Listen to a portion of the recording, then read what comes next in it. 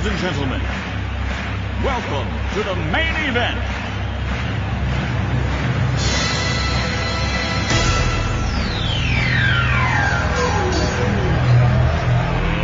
Let's get ready to rumble!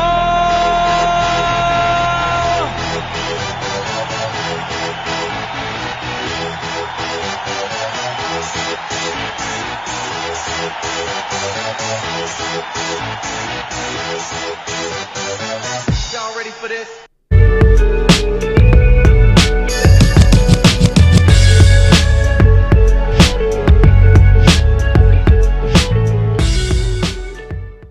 Hey, everybody. Yo, I got off to a loud start today, folks. I hope I wasn't too loud for everybody out there, but happy Easter, everybody. It's your boy from Brooklyn, Shannon Ambrosio, just saying it's everything and nothing podcast time. Now, I hope, despite that it's Easter, that we get a few people on here real quick right away over there. Look at that, Thomas right in there. C-B, bang, bing, bong. Thomas is right in there right away. Thomas, happy Easter to you and yours, right? That's a wonderful day. Today is a great day for talking and getting together and, traditions and all those other things that go along with Easter and the celebration of whether, and we also have, a bunch of holidays that go on around the same time, right? So we have Passover and all those things that happen now too. And it's a great time of the year because of the change of seasons, how we feel about ourselves. We always tend to get into that whole idea, spring cleaning and April showers bring May flowers and everything's getting equal again and we're coming out of winter and the whole 9 yards. So we think of Easter as kind of like the gateway to the summertime, I guess, if that makes sense to you out there. I mean, I hope it does. Right there, we have Yolanda and Sandra with us already. Hold on, I got an itch in my ear. Right there, got itchy ears. I don't know what that means. That happened to me last week too, right, on the podcast. I think I was asking people about that, what they thought about what that meant. But I'm not really sure, right? That's what today is. Today is the day I think about a lot of different things, and we all know that, right? So I tend to go off the beaten path about certain ideas of what I think most people are thinking about, right? So most people are thinking about holidays and getting together and traditions, and maybe if you are religious or follow a faith, you're, thinking about the resurrection and the sacrifice and our Savior and our Lord and all that stuff, right? So they kind of go together. I don't know, and I'd have to do a little research, and maybe you folks out there can help me do the research. And that is, right, of course, that how all this works, where the connection comes between the resurrection of Jesus and the idea of people hiding their huevos. I mean, I'm just kind of, I'm in a little bit of an awe to understand, and I guess the history of understanding how these things came together, right? Because not everybody, believes the same faith, right? We understand what religion is. And actually what my conversation today about is it religion or rhetoric? I mean, when we think about it, the idea of the tradition of the holiday has changed and evolved, I guess, over time, because we weren't always all, God-fearing Christians and Catholics and whatever denomination you want to be under that umbrella over there, or whether it's, I guess, Judaism and you guys believe Passover and all that other stuff. But the idea is that it's all just basically rhetoric. It's just basically one person, very much like what's happening today. And of course, you know me, I always go right into the whole idea of what this means is that in today's day and age, we have this understanding that the acceptance of whatever good book it is that you read for your religion or whatever the case may be, it's basically just rhetoric. It's just basically somebody speaking about something that is in... let's say, is not the same as everybody else is thinking, right? So when you think about the idea of Jesus and the idea of him being crucified for the idea of talking about things that nobody knew about yet, right? That nobody even believed. Very much like what happens in the media or mainstream media now, and the idea of governmental control, the idea of these things exist, right? So the idea is that years and years and years ago, when Jesus came here and started preaching the word of God, what have you, or the gospel, or whatever you may believe, people, they didn't believe him. they didn't believe him that any of this was true. So isn't that basically the same thing to what's going on now with media and how what you believe and what you don't believe? So certain things are considered not to be factual until they become factual. So that's the idea. The idea is that there was a man who walked this earth that preached the word of God or went against the religious beliefs of that day.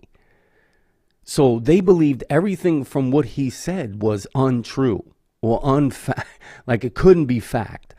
So they dismissed him, and eventually, they crucified the man. Do we not know the story how this works? So the idea is that, is it, that what they were believing before Jesus came around, and then the God accepted this and then sacrificed for everybody, and then they believed afterwards. It's kind of like what happens with media now, right? Everything becomes a fact check, and everything is, it's false narratives that people are preaching. But what happens when it becomes true? What happens when a majority of the people themselves believe that one type of rhetoric or those one types of facts as being true and real, right? So what happens then? We have to go through a process of believing it or making it believable, right? Hence, then they write a book. They give you some people to believe in. They tell you that these people were saints and these people were this and these people were this. But basically, it's just the idea of one group of people believing something that another group of people do not believe, if that makes sense to you. And I hope it does, right? So to me, that's the idea of what the resurrection means, and what that totality of it, what it means is that no matter what happens, no matter what happens, no matter who dies or lives from this idea of changing thought or changing theory into thought and then into factual, is that it's a process. And sometimes it's a sacrifice. Sometimes you sacrifice your entire self to get people to believe what it is that you believe. I hope that makes sense to everybody out there. This is not me saying one religion is stronger or more believable than another religion or another rhetoric, as far as I'm concerned, is that one is more believable over the other. I truly don't believe that that's I truly don't believe that's the reason for why we create types of religion or types of faith or types of things to believe in, right? We don't necessarily want them to not be factual or not be real. So we create verbiage and books and ideas and visuals, and we create all these elements, every single element that we could possibly think of to make this existence of something so real that it's no longer rhetoric. It now becomes factual, right? So I think when I think about this time of the year and how everybody feels about this is the acceptance of certain things, right? So you accept the idea that if you believe in this faith, whichever one it may be, like I said before, not saying any one faith is any more believable than the other, in my concern. Because if you speak to somebody who believes in Allah or Judaism or all these other things, if you're Muslim, if you're Jewish, if you're Hindu, so I don't know if that's politically correct, but you'll let me know, okay? But the idea of all these beliefs, right? Even Buddhism, even all these ideas of what we think about as religion or religious beliefs now, or a belief or a faith of some kind, at one point in time, prior to that large group of whatever it may be, had to have not been believed by a lot of people in order for it to once for at one time to become believable enough where people accept it as fact or truth, right? So the idea of changing times and changing ways and changing of thinking processes, it has to evolve. Things have to become what they're going to become eventually. Whether it may be good, bad, or indifferent, maybe something you believe in or something that I believe in that maybe both of us don't believe on collectively, if that makes sense to you, right? So that's the reason why I think we came up with this idea. It's the constant, and I don't care what religion it is, it's the constant idea that you're sacrificing what you truly believe, heart and soul, in your mind and your body, and you are willing to accept that rhetoric from that individual group at that time. I hope that makes sense to people. It makes a lot of sense to me when I think about certain things like this, like when it becomes to what people would like to call a religious belief, or a belief that everybody believes is the same, but there's no exasperating proof, no tangible, no idea, no ideal. Well, it's the ideals that carry us through religion and faith and the believing without seeing or knowing, right? So that's the idea of the religion versus rhetoric for me, because, what happens for me is the idea of the rhetoric has to come before the idea of religion or religious or faithful beliefs of any kind.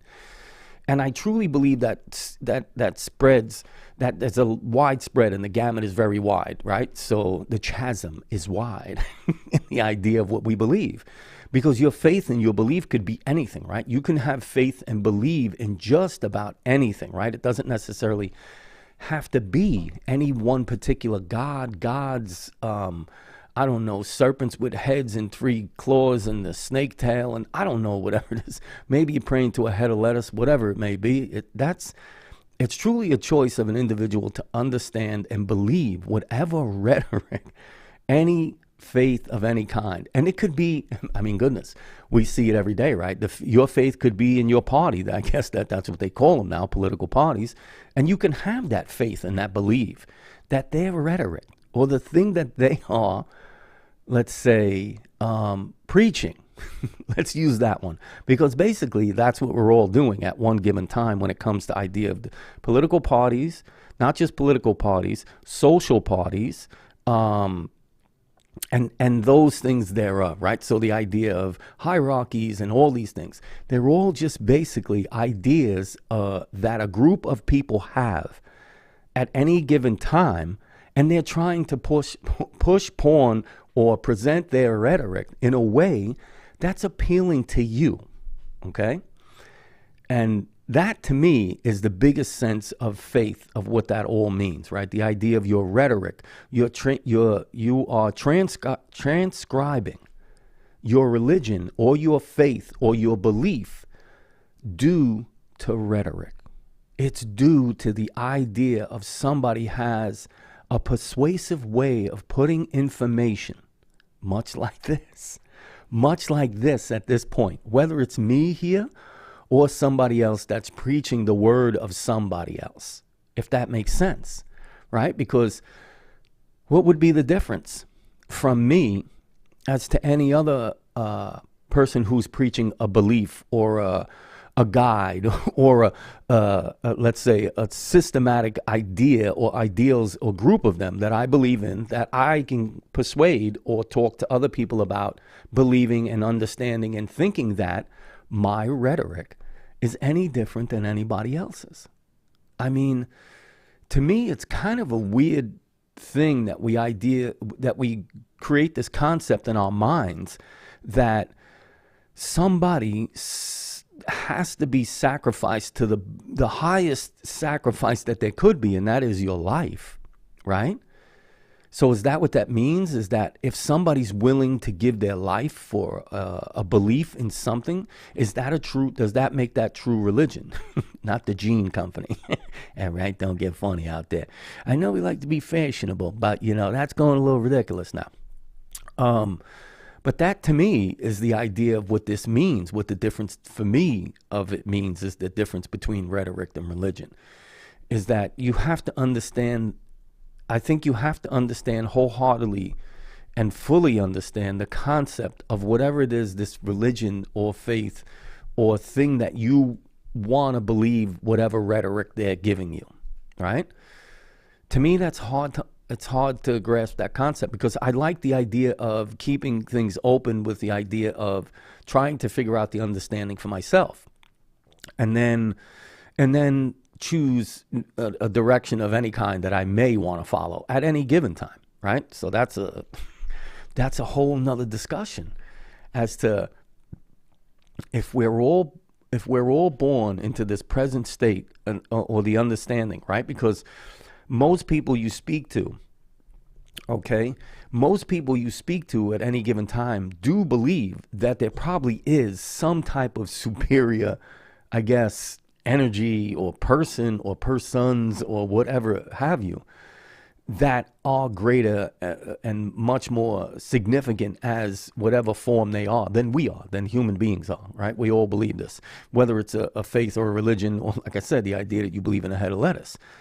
I think we all have this, we have succumbed to this idea that there's a greater superpower than what we are out there of some kind. And I don't know, like I said before, I'm not here to argue with myself. Feel free to, open up the dialogue, right? Like I said, there's millions of us out there thinking about these same things on a constant basis. And I still don't understand why nobody is thinking about them. Or maybe there is. And maybe, like I said before, maybe this is the true rhetoric of what we decide, that there is something about this, and what we, us, you, and whomever is out there believes that the same concept exists, right? And that is that us as the people need to be controlling the amount of rhetoric that we receive, right?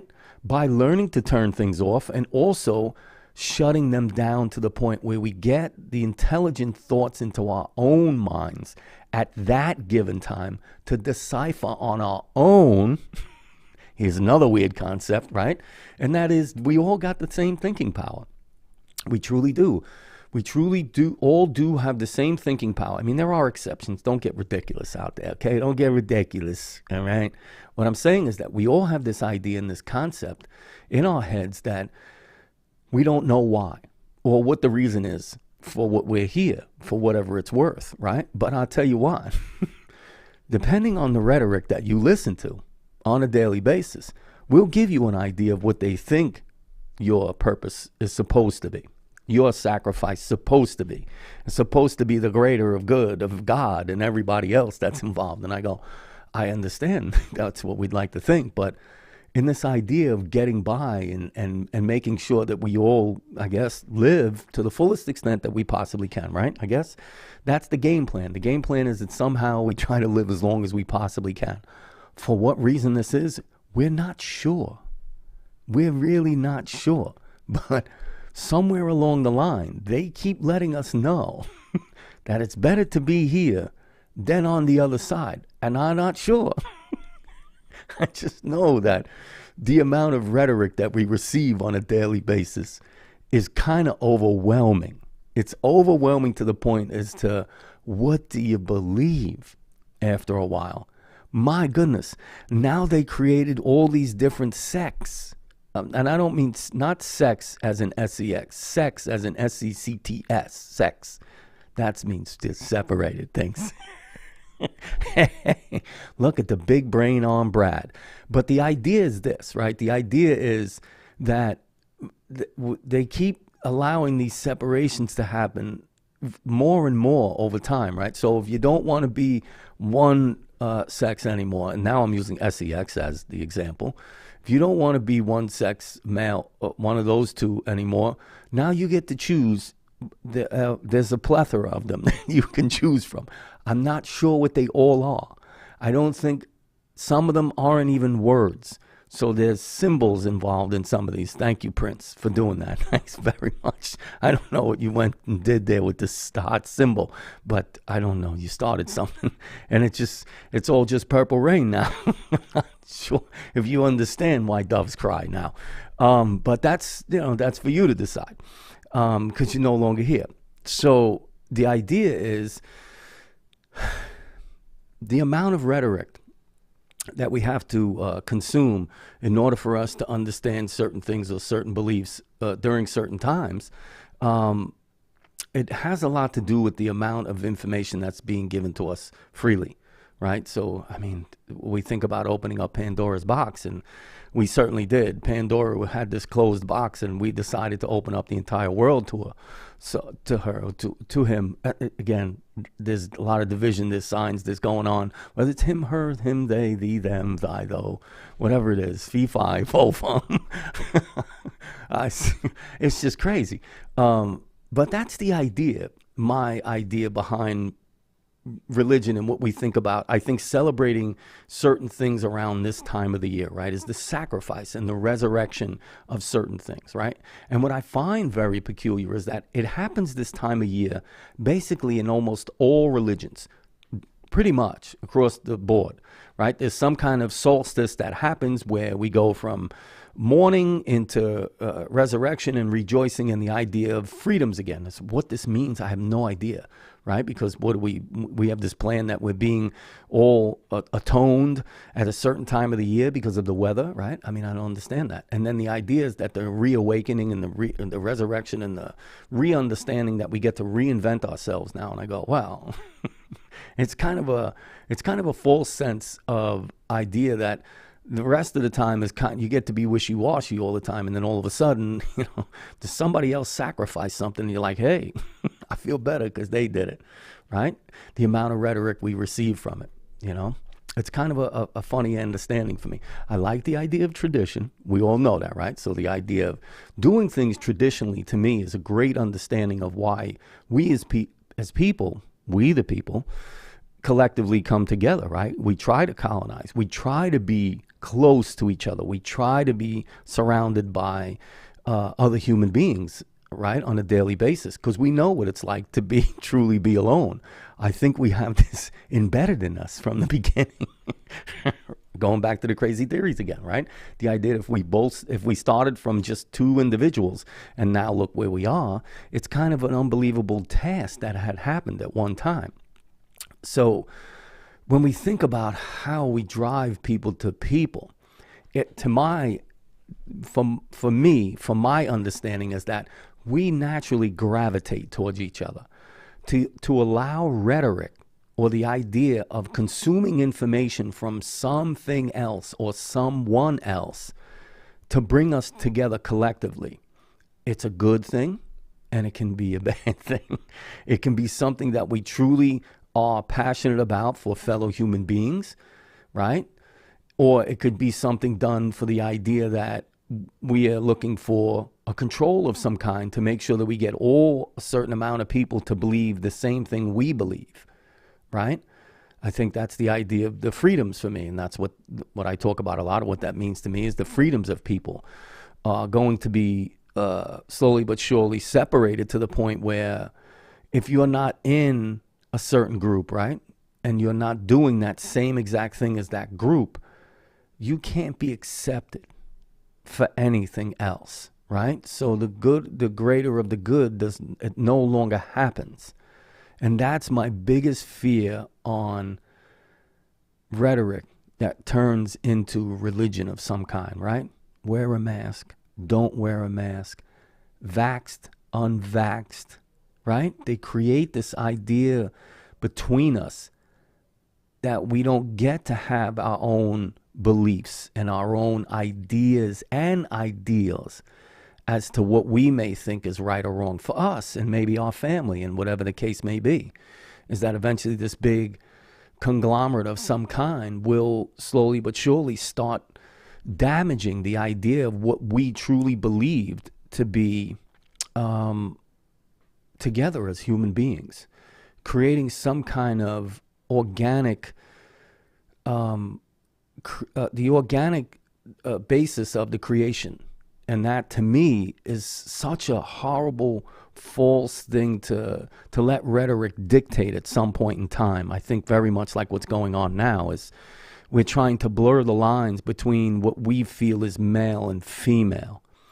And I think that's a very discouraging idea that people are coming up with, so that they don't let any individual They don't let any individual have their own identity that they choose, that the individual chooses for themselves, right?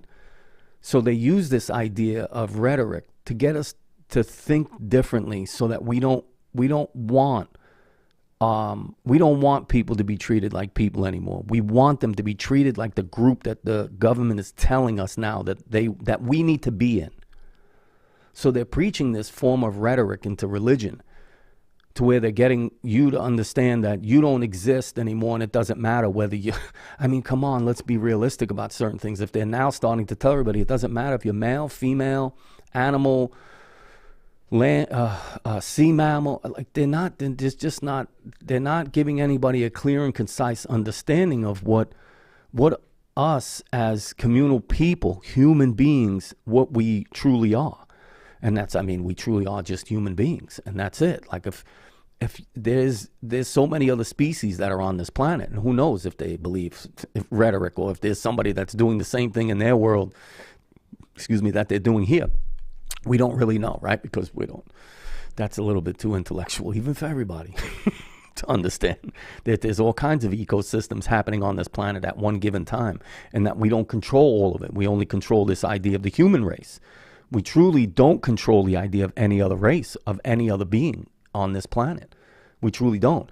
So we don't know if there's anything as a religion. We don't know if there's anything as rhetoric, or there's groups, or there's, we know there's some kind of hierarchical system, within almost every animal that's on this planet, right? Any kind. And we know that, but we don't know in depth as to what their feelings may be about us, first of all, and second of all, the idea about anything else, right?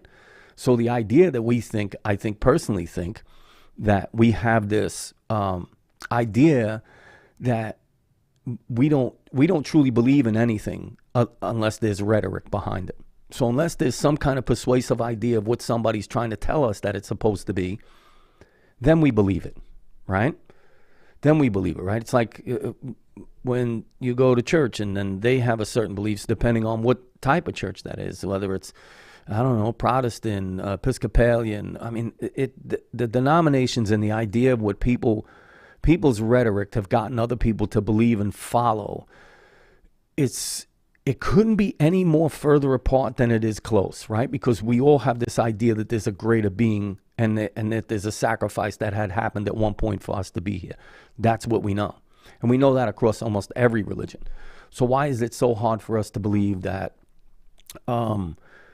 that the rhetoric happened because of the idea of control? How could we not accept this idea is that they already put us into groups a long time ago that we just keep following along with, right? And I have, like I said, that's why I have this biggest thing about freedoms.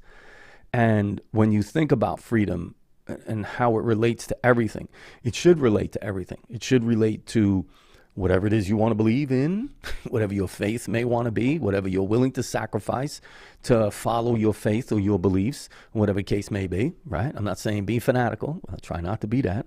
But we all know that happens. That's the way it is. But we have to think about what the damaging process is along the way of real high capacity, high intellectual rhetoric truly is, right? Do you believe the left side? Do you believe the right side? Do you believe the Catholics? Do you believe the Christians? Do you believe in Judaism? Do you believe in, are you a Muslim? What are all these things? And that to me is the divisive thing, truly and wholeheartedly, right? Is because the rhetoric, or the written word, or the persuasive idea of what these things mean to individuals is how we gather collectively. And it shouldn't be. It should be the idea that we're just accepting of the human being that you are, or want to be, or whatever the case may be. Not to push that idea onto somebody else. And if you feel that that amount of rhetoric from that one group makes the most sense to you, then by all means, that's your group. It makes some sense. It truly does. We're not saying that you can't interact and be around other people, and that's the difference in the human quality of things, right? You can gather in the group you want to gather in, and you can believe in the things that you want to believe in. Hence why Easter and all these things happen, is that if you truly believe that this is something that your rhetoric will, that rhetoric, and you will accept it, then that, by all means, you should have that understanding of that faith. You should have that love and that passion and that idea that you believe in those particular things. But it shouldn't be something that you have the right to try and always influence somebody else to believe. If that makes sense. I have a bad time with that too, right? I mean, we say this a lot because I talk a lot about this. Because the idea for me is the freedoms of everything, right? So the idea is the acknowledgement of simplistic ideas and ideals as true, because I was explaining this, or trying to explain this to somebody recently, and that is, if you and I, anybody, that's me and anybody else that walks this planet, and I can mean literally anybody, even if you go into societies that are so separated from what we think now as society, right? And like I said, that's why I said you can go anywhere on this entire planet. And if you go outside at some point, and you point to a tree, we call it a tree. I'm using that as an example, so please don't get too literal for me. So the idea, if we go outside and we look at a tree, if I look at a tree in the same place that somebody else on this planet has a tree, if I call it a tree here in the United States, we call it a tree for whatever it is. If I go somewhere else, okay, and I'm outside and I point to a tree, they have a word and an understanding that that is a tree. It may not be the same word, and don't get caught up on the semantics of that. So don't think of it as, well, they call it something different because they think of it as something different. I said, no, that's not possible. They think of it as a tree. You go outside, they came up with a name for that, just like we did in this society, for whatever it's worth, and we call it a tree. That's a tree. It's undisputable. For whatever it is, there's a million types of trees. We get that too, and I'm sure that's going to be, well, it's not one particular type of tree. There's a name for that particular type of tree. And I go, yes, there is. So just like we have humans in different places, we give them different names, but our underlying message is still the same. We're a tree. Put your arms up in the air. Shake your leaves every once in a while. You understand what I'm saying? You need the air to breathe to survive. You need whatever this earth and planet is providing for you to get along for the next day. That's it. Whatever else there is, it doesn't mean anything. It doesn't mean because you live in this country and I live in this country that the idea separates us for the ideals of what we think about life. And it doesn't. It's all the same for us. The only thing that changes is our acceptance of rhetoric.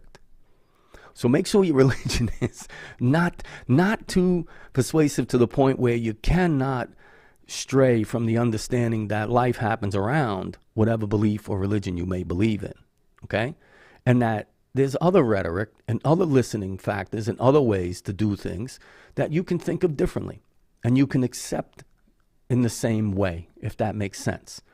Right? Like I said before, no matter which religion you may be following or whatever faith you may be following at that time, we all still have that immediate understanding is that there's a superpower providing us with these things and that we need them and we should have belief in them and a faith in them, right?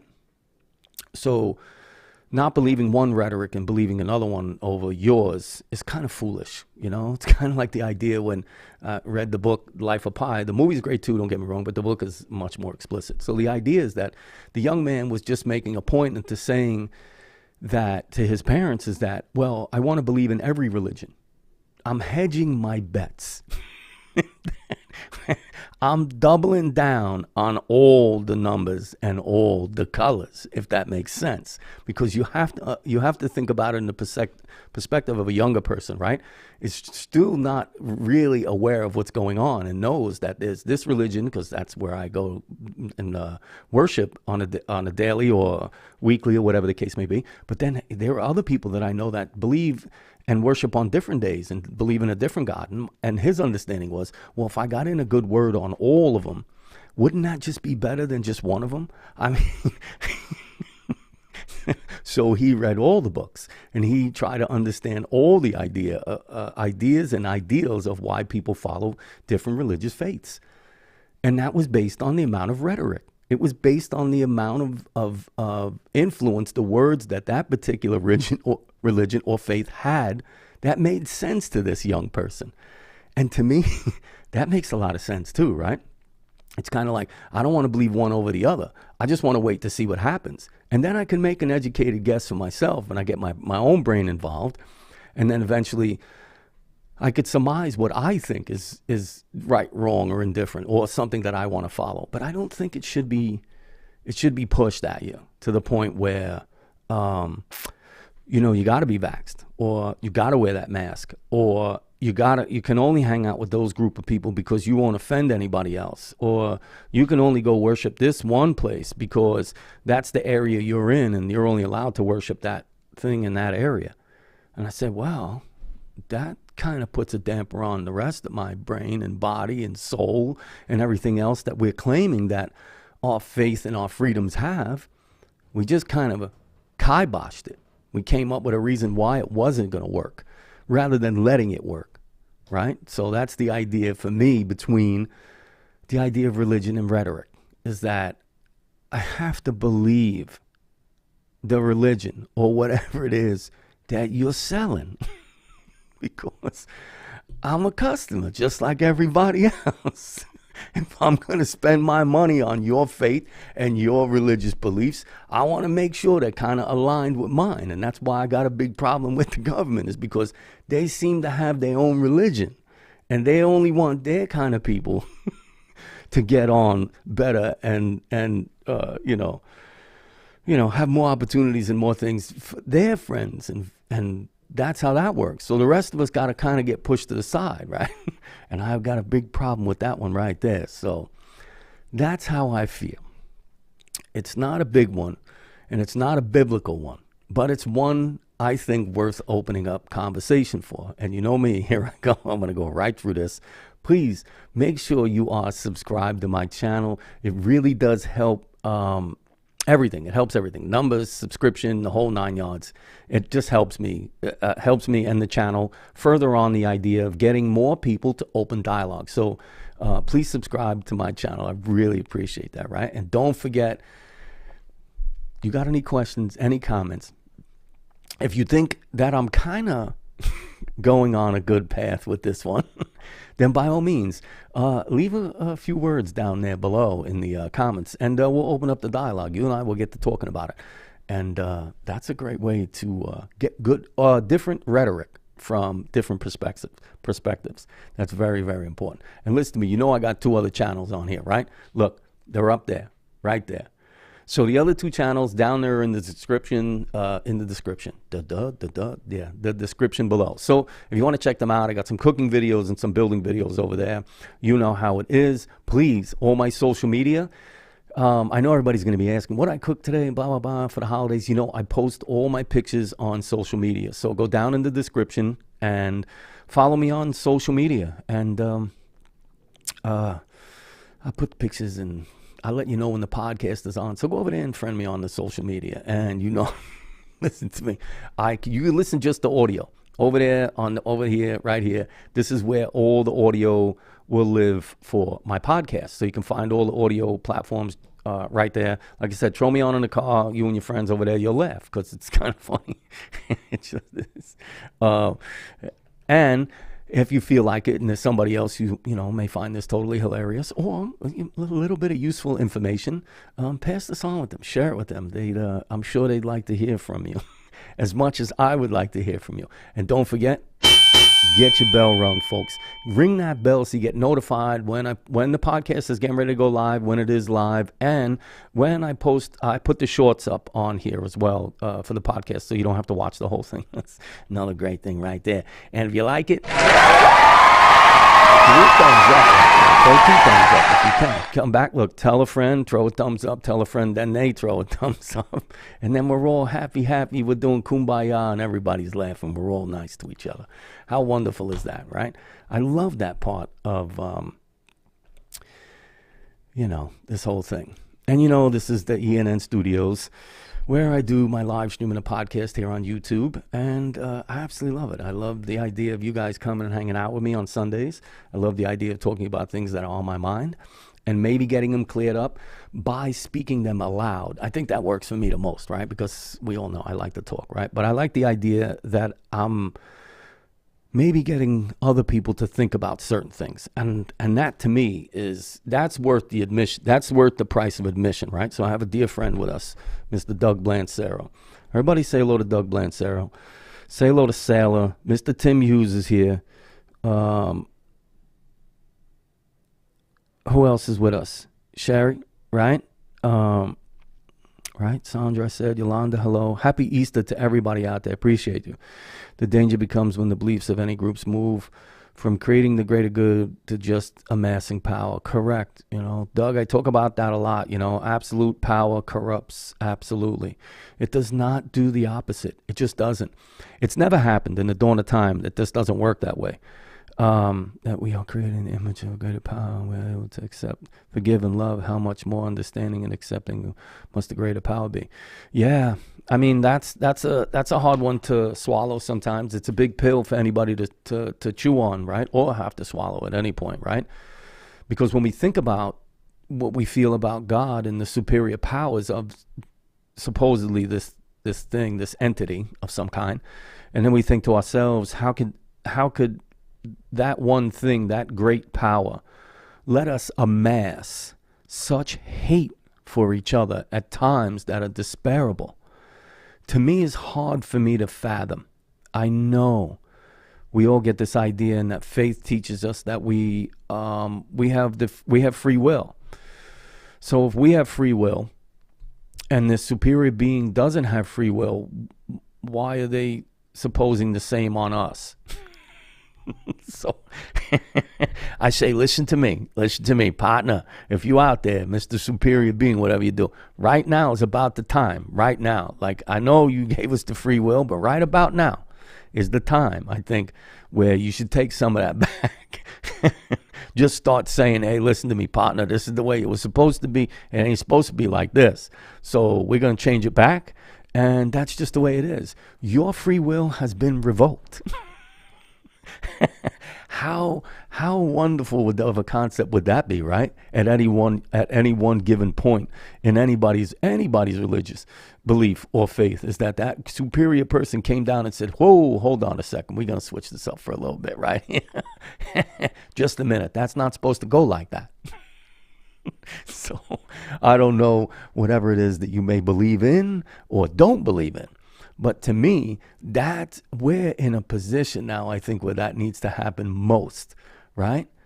I would love to have that thought in my mind that in my lifetime, in my span of thinking the way I do now, is that something like that would actually happen.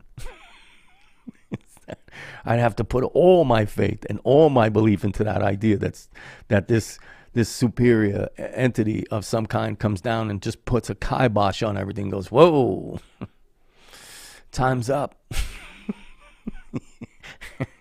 You didn't do such a good job here. Let me fix this real quick before this gets any worse. Hold on. Hey, that's just me talking. That's just my belief. I don't know. Say what you will. But if you're listening up there and you're up there and listen to me, we all say up, right? And we don't really know. He could be down there.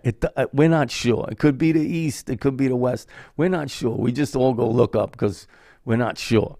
But who knows? Who knows right now how that works, right? Could be one guy in the center of this planet right now on a bicycle just pedaling away like, oh my God, when is this going to stop? He's got a bicycle. It's making this spin, those things spin. It's flipping, it's turning, he's pedaling. And he's like, my goodness, Jane, stop this crazy thing. So I don't know. I don't know which one or I don't know where to look when I'm supposed to be praising or praying or doing all these things. I don't know if it's supposed to be to the west, to the east, to the south. Sometimes they give you directions. I don't know. You're on your hands and knees. You're on the knees in the church. Then you're standing up. Then you got to lay sideways. I don't know. Then they go up and then you give a cracker. Some people don't give crackers. I don't know. There seems to be way too many rules to this idea. So, I say when you pray, just say it out loud. Hence the boisterous idea of what I'm doing here is that And it doesn't matter if it's Saturday, Sunday, I don't know. Pick a day. Pick any day of the week you want. Stop whatever it is that you're doing for 2 minutes and say to yourself, my goodness, what the heck is going on here?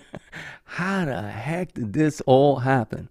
And you're going to ask the same question that everybody else that wakes up every day asks. How did I get here? What happens next? Right? Come on. You want something to believe in? Believe in that tomorrow is definitely not guaranteed for sure. Because there's at least an hour or two out of everybody's day where they fall off the friggin' planet and they're in dreamland and not understanding how the heck all this is going on and why it's going to happen again tomorrow, if that's the case. But the amount of rhetoric. It's the amount of rhetoric. It truly is the amount of thoughts and conversation from somebody else that got us to believe that this is all possible. I'm just saying. I'm not saying. I'm just saying. So here's the other thing, right? Because we're almost, time is up. And here's the other thing that I believe in when it comes to rhetoric.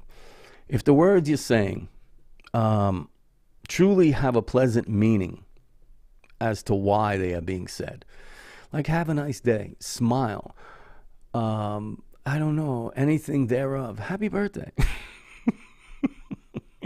I mean, let's do all those things, right? The idea of exchanging rhetoric to each other should just be done wholeheartedly. It should be done in a fashion where we understand that we're all the same, believe it or not, regardless of color, race, religions, geographical locations is my favorite one, is that we truly are much closer than we are separated, just by nature, because we're all in the same species, unfortunately.